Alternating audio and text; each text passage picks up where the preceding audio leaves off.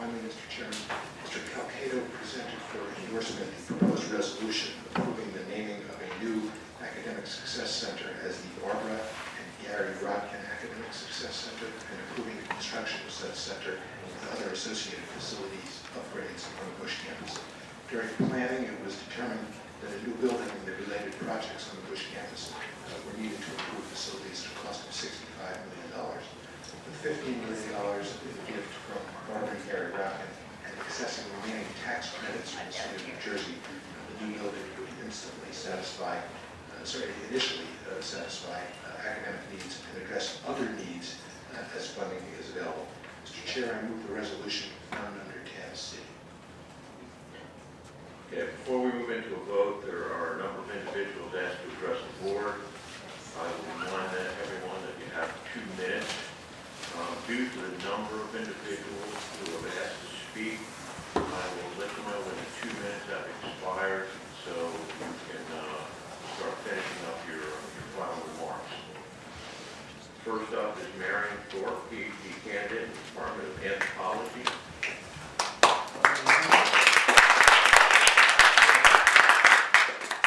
Good afternoon, Board of Governors. My name is Marion Thorpe. I'm a graduate worker in the Department of Anthropology, and I'm a graduate assistant for the School of Graduate Studies. I'm here to remind you that as the Rutgers undergrad population has grown over the past 10 years, so it's grown 36% over the last 10 years, and tuition has gone up 40%. Grad students are having to pick up the slack for this with greater teaching responsibilities. The university has decided, instead of expanding its TA shifts, to move to part-time lectureships and co-eds. What this means is graduate students, instead of making $26,000 a semester, or excuse me, a year with benefits, they're making $7,000 a semester. Or $56,000 a semester. So what this means in practical terms, we'll take the example of physics students. So a physics grad, if they're teaching 4 labs, they're teaching approximately 200 students a semester. That's a huge teaching burden. They're making $7,000 for that semester. And $3,000 of that goes straight back to the university for tuition, fees, and healthcare costs, because they don't get any of those things covered like a TA would. So fundamentally, a student who is teaching 200 undergrads per semester takes home $4,000 for 4 months. I don't know how many of you have tried to live on $1,000 a month in New Jersey, but that barely covers rent. So as graduate workers, we would like to ask you, as you consider the bargaining proposal before you, to remember that graduate workers are working for barely minimum wage, even far less. And we hope that you will consider our proposals to compensate all grad workers, TAs, graduate assistants, and fellows equally with healthcare benefits and with decent pay. Thanks very much.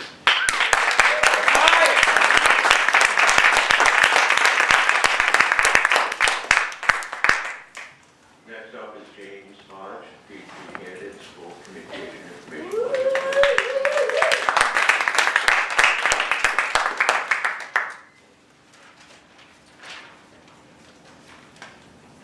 Hello everybody, my name is actually James Hodges, and I am a PhD candidate and a part-time lecturer at Rutgers. I'd like to start by saying that in general I do support the naming of a new Gary and Barbara Rodkin Center for Academic Success on Bush campus, as I support any efforts at improving the academic achievements of our students, including our approximately 700 student athletes.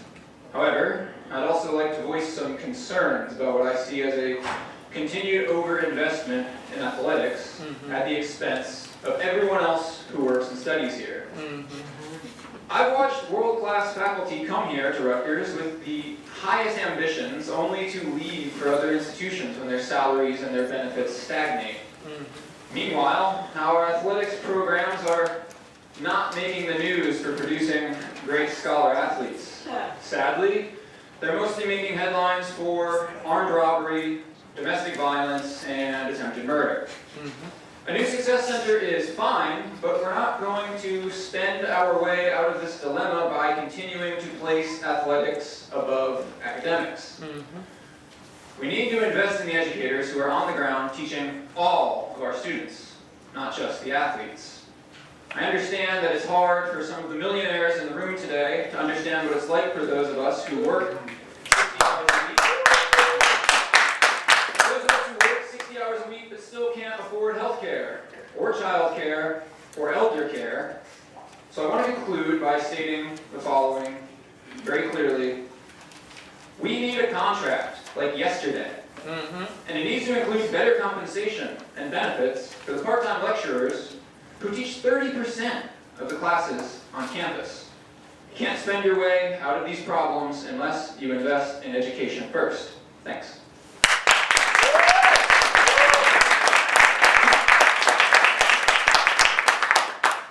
Next up is Casey Dorn, Rutgers Camden doctoral student.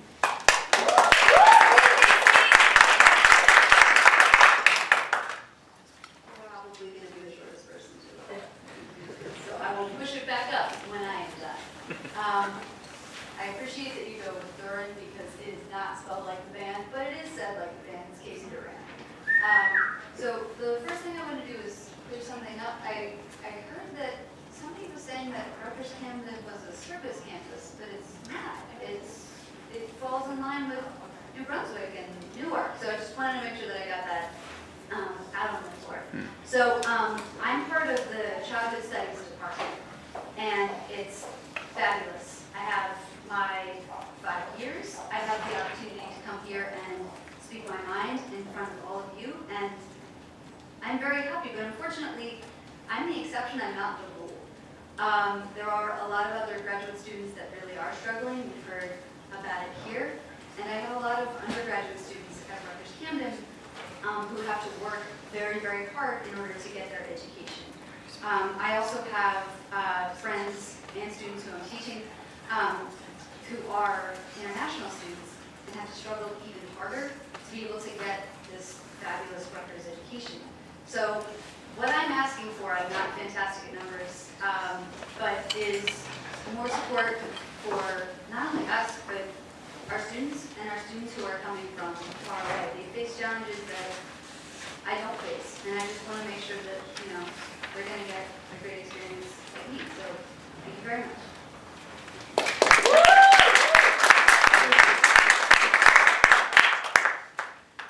Next up is Nicholas Belkin, Distinguished Professor of Information Science in Department of Library and Information Science. Thank you. My name is Nicholas Belkin. I'm a distinguished professor in the Department of Library and Information Science. I've been at Rutgers since 1985. And in this time, I've observed many contract negotiations. Some have been harmonious, many less so. But all were eventually concluded with compromises on both sides and in good faith. The union asked to begin bargaining last fall, but it finally got underway only in March, and at the administration's insistence, for only 8 hours a month. The union put forward proposals around 5 issues, based on a faculty survey and supported by position papers, which have been online and available to the administration since January. The administration, in contrast, has delayed, introduced obstacles, and made wholly negative proposals in obvious bad faith. The result is that it's December and we're still working without a new contract. That after nearly 1 full year of failed attempts to negotiate. This administration's behavior is by far the worst that I've experienced in my time here.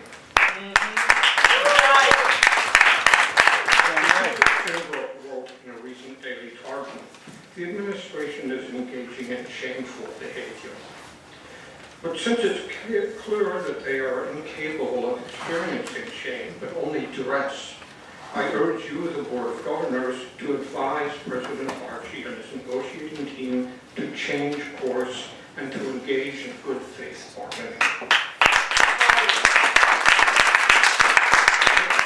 Failing an adequate response that is a fair and just contract agreement by the beginning of spring semester, I'm going to propose that the faculty go on strike.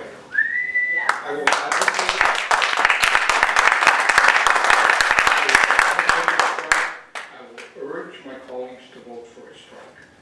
It will really be a pity if it turns out that this is the only way in which you and President Barchi and his administration will recognize how central we, who teach, do research, and provide service to the community, are to the functioning of this university. Thank you.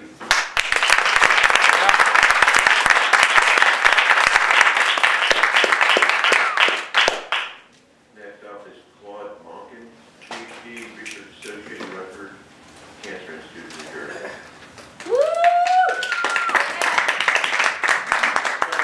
Research Associate, Rutgers Cancer Institute, New Jersey. I'm also a member of HPA Local 509 Under the leadership of President Barchi, Rutgers entered into a partnership agreement with RWJ Barnabas, an agreement that brings into question both the union status and the working conditions of hundreds of Rutgers employees, an agreement that now jeopardizes the quality of health care we provide throughout New Jersey. This partnership was consummated without consulting, in fact, to the exclusion of the very Rutgers employees responsible for delivering said health care. The merging of Rutgers Health with RWJ Barnabas has created rampant fear and confusion among the Rutgers staff responsible for our clinical operations, thus threatening return on investment. The RWJ Barnabas hospitals as a whole do not provide the same quality of care in the specialties as does Rutgers Health. Rutgers employees bring specialty experience and a widely recognized quality of patient care that provides customer satisfaction. And customer satisfaction generates the high patient volume needed to both survive in the current healthcare climate and to maintain a strong return on investment.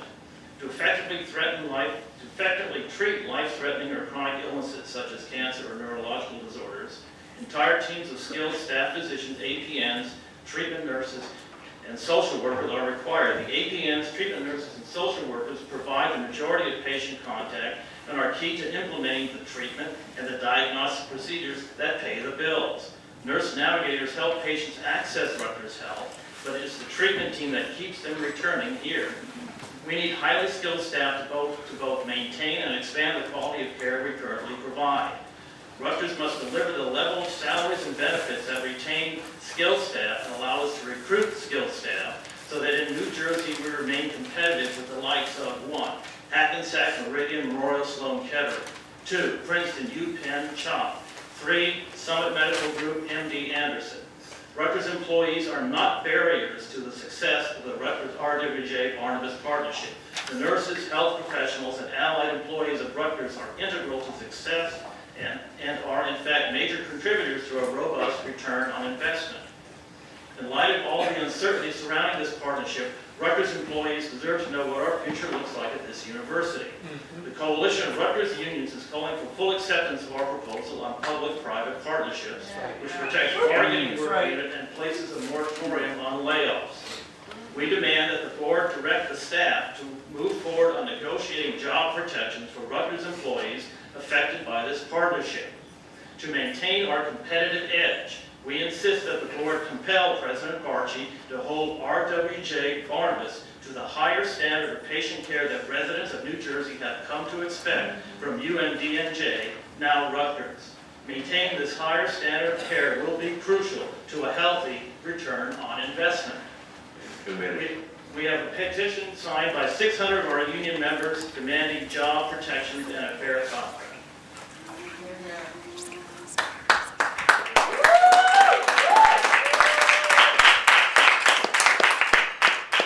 HCA stands in support of the efforts of Rutgers students to raise the campus minimum wage to $15 an hour. We support a living wage.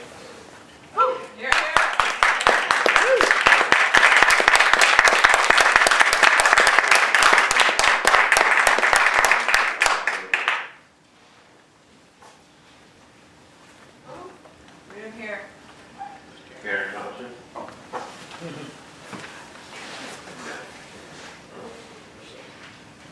Karen was sitting next to me. She had to leave to teach. She gave me her statement, which I will now read. My name is Gregory Bruciano. I'm her part-time lecturer colleague in the Rutgers Writing Program. Now, only Karen. She also does copies. Teaching. Next Let him up, speak.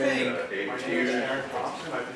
You're not Karen Thompson. Let him speak. Let him speak. Let him speak. My name is Aaron Thompson. I've been teaching part-time at Rutgers University for for just about 40 years, and this isn't the first time I've come before you. 8 months ago, I spoke to you about Rutgers finances, about how much revenue Rutgers generates for the university. When employees generate so much revenue and receive so little in return, that's typically called exploitation. Especially when such employees have no health benefits Let him speak. and no security in their employment. Disrespectful. Let him Nobody- speak. Nobody likes to recognize it as such, but exploitation. Shame. Exploitation in higher education. Oh my God. Millionaires can't listen to somebody making $5,200 a class? How crass are you? Shame. How crass are you? They might more accurately be considered volunteers. Most students don't realize that more than half their teachers are so tenuously employed and so financially underappreciated. If they knew, would they aspire to academic positions themselves someday? I doubt it. If students and their parents knew that they were piling on debt in order to take classes with volunteers, with teachers who qualified for Medicaid, with teachers who might not be around next year, would they still rush to Rutgers? If they knew that most teachers were paid by the course, paid piecework like farm workers, would they still be as proud of their Rutgers degrees? What do students and their parents think when they see student workers, part-time lecturers, full-time faculty, and regular staff employees, when they all have to gather at this BOG meeting just to press for renewed contracts? Do they wonder where all their money goes, if not to students, to faculty, to staff? They see new buildings, they read about the athletic department, and they might even notice the large numbers of well-paid administrators.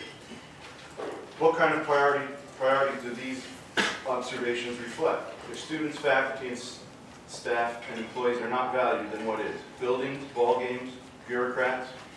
8 months ago, I ended my remarks with Rutgers needs to make some changes for PTLs. Start using some of that tuition we generate to recognize the enormous contributions we all make to the Rutgers educational process. Give us access to health care. Get us off piecework into fractional positions and provide us with some job security through longer-term appointments. Many Big Ten institutions already do this. Rutgers can lead in their treatment of teachers just as they do with research and innovation. PTL working conditions are student learning conditions. Woo. End quote. Nothing has changed since then. Copies for everybody.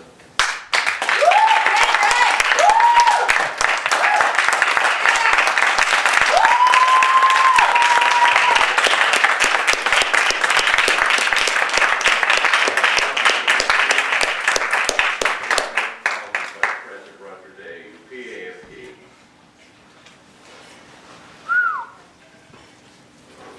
Thank you very much. I'm also a professor of anthropology in SAS New Brunswick.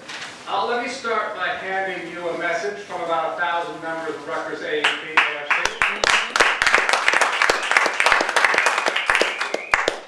Calling upon the administration and the governors to conclude negotiations towards a fair contract swiftly.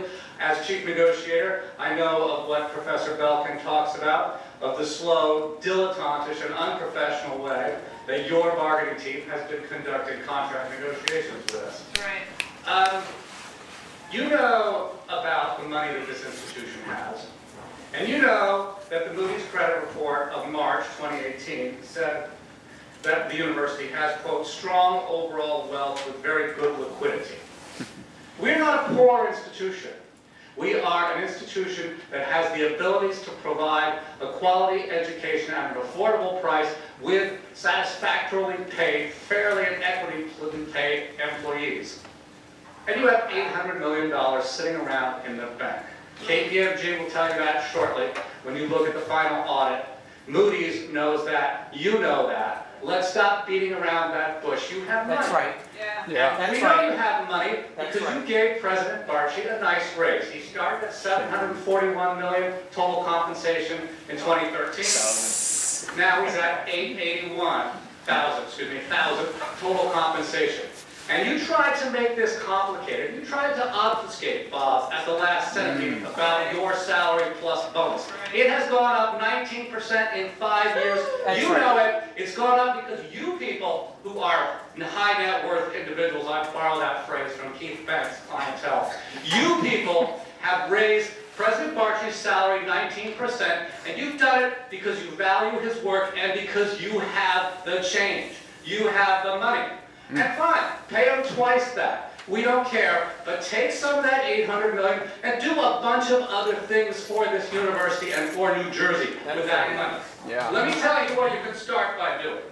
You can start by giving the faculty who work here something more than the 8% we've gotten over the same 5-year period. We haven't kept pace with inflation here. And the 1.5% that your bargaining team is offering us in this current year won't keep pace with inflation either. That's right. Right? So if you value what the faculty, what the people who teach here do, as much as you value President Barchi, then pay us the kind of money that means respect. Because I can tell you, if we gave you the choice that every faculty member walks out, or President Barchi walks out, what's it going to be? Yeah. We are worth more than that.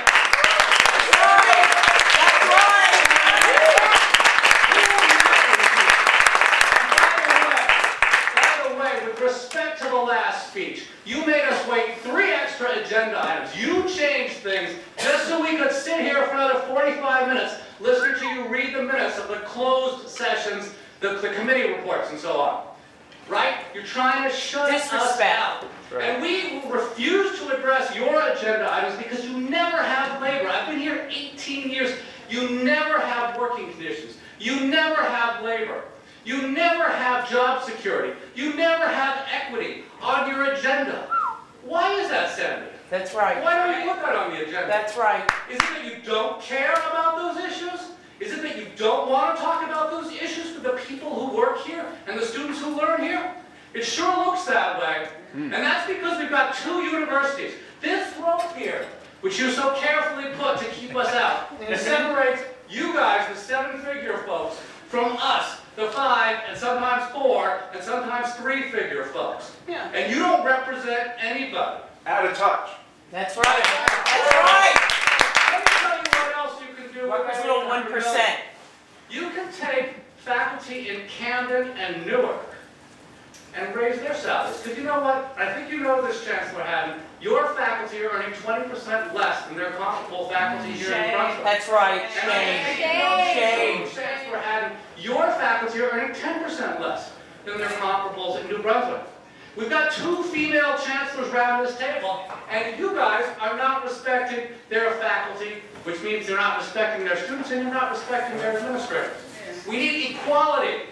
Camden, Newark, New Brunswick, we are 1 university with 1 great state and New Jersey. Why don't you get that? That's right. You know what else you can do with that $800 million? You can raise the salary of teaching assistants. That's right. Teaching assistants have had 0% over that 5-year period. Right. Please, 0%. Lord. You can do something about this. This is chunk change compared to the resources you have. And it's a shame. It's a real shame that you don't seem to understand how working people live here.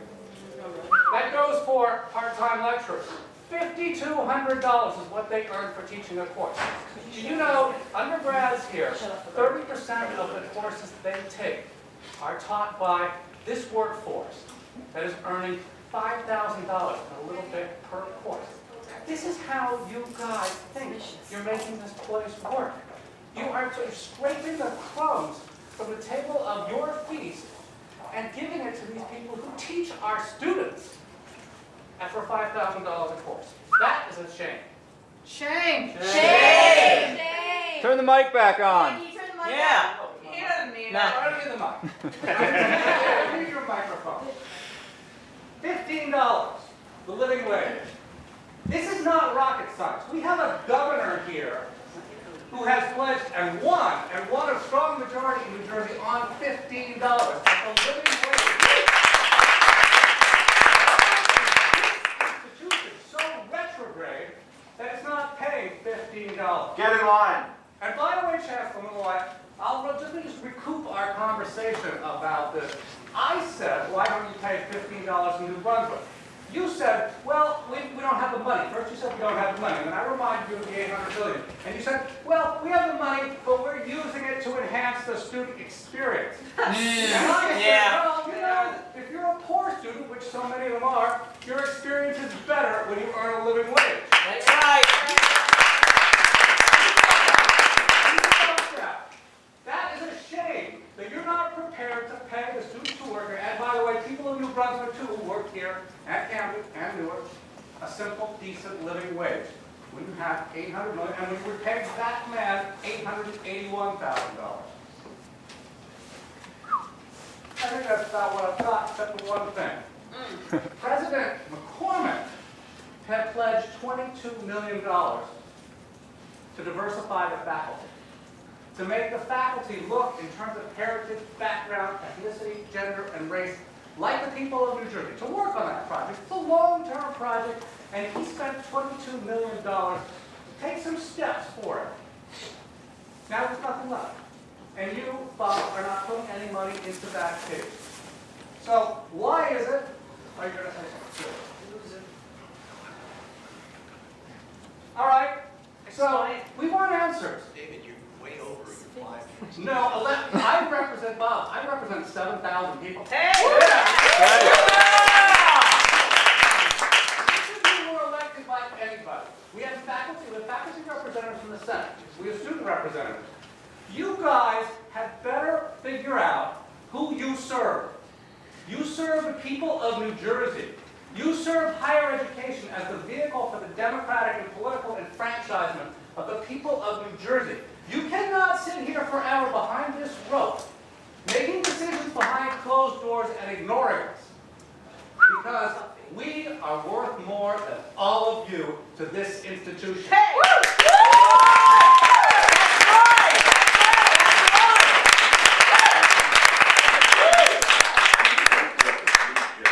Distinguished professor and chair, Department of Psychology.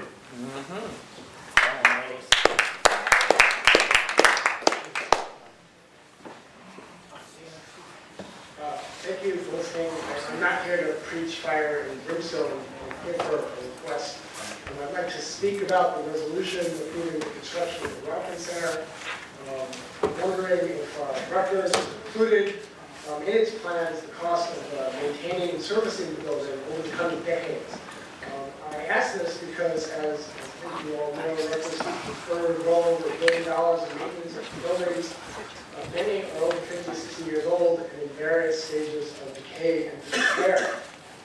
Sometimes this inadequate state of maintenance seriously harms the university. I know this because I've been here for over 30 years and have seen the slow deterioration of the buildings.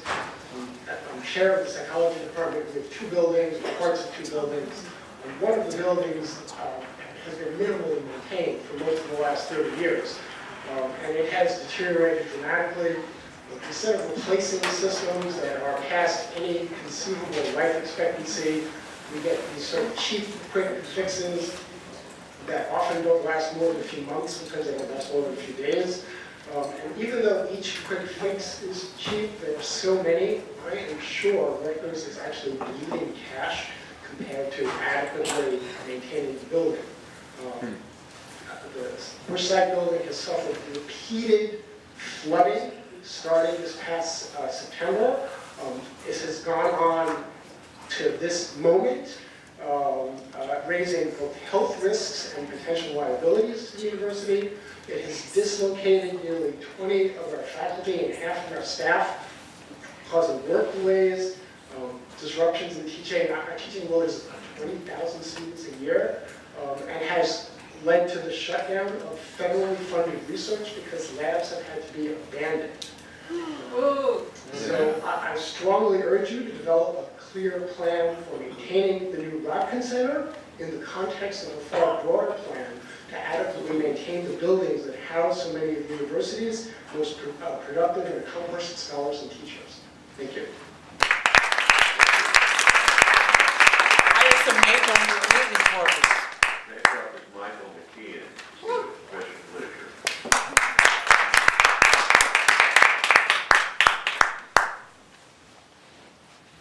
How do you do? I'm Michael McKeon. I'm a distinguished Board of Governors Professor of English, and I've had that title for the past 23 years. I I was distinctly honored to be given that title, to share it with all of you in a different capacity. And for many years thereafter, I've continued to be proud to be a Board of Governors professor. I'm also a union member, and have been for that entire period as well. And I have no doubt that there's a great compatibility between the running of a university and the teaching at a university. And that the model of labor that should exist, and until recently has existed at Rutgers, is about as good as it can be given the fraught history of the union labor movement. I'm dismayed at what things have come to recently. I find that, and I really, at this point, can't, well, I could repeat all of the things that have been said by previous speakers. I originally aimed to earmark all of the ways in which this administration has been unresponsive to its faculty. Faculty from people of my status all the way down to adjuncts and PTLs. I won't repeat that now because you've heard it, you know it, I hope you've internalized it. It's your responsibility because no one else has the authority or power to change this, to make contract bargaining a true process in which efforts are made by both sides to achieve an outcome that is at least satisfactory for both sides. That's what bargaining entails. It's hard work, but it works if people enter into it in good faith. The bargaining for the current contract has been almost non-existent, despite the fact that it theoretically began 8 months ago, more than that. And that's a result not of any inadequacy on the part of the union contract team, but because the administration has, as other people have told you, failed to perform in this single, most important function with relation to its faculty. Now, I taught many years ago at another university, at Boston University. That's where I began. As soon as I got there, I found that in the same year that I came, a man named John Silver joined the administration and became president. His name now may have slipped into obscurity. He certainly was well known then. He thought of himself as a philosopher king. He was a philosopher, and he certainly behaved as though he was a king. Within 2 years, a union movement, which had never existed at Boston University before, was formed. I participated in that. Our bargaining team came to an agreement a number of years after that with John Silver and his bargaining team.